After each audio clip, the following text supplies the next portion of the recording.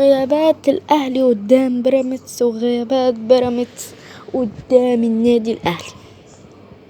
الفريقين من ساعة لما الدوري بدأ وهما مش ماشيين بأحسن حاجة. الأهلي اتعادل قدام غزل المحلة وبيراميدز خسر قدام فيوتشر. تمام.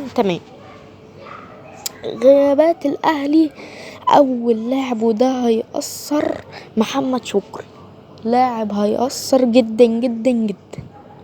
اللاعب التاني امام عاشور وده برضه هيأثر جدا جدا جدا على النادي الاهلي.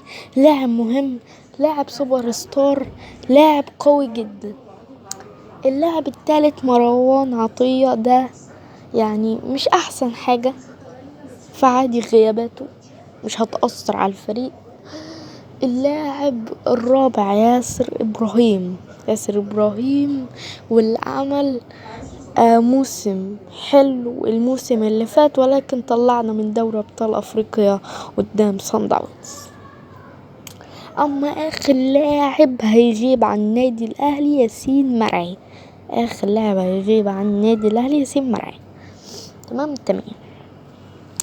اما بقى غيابات بيراميدز هما 3 غيابات بس: مصطفى فتحي ورمضان صبحي ومحمد الشيبي.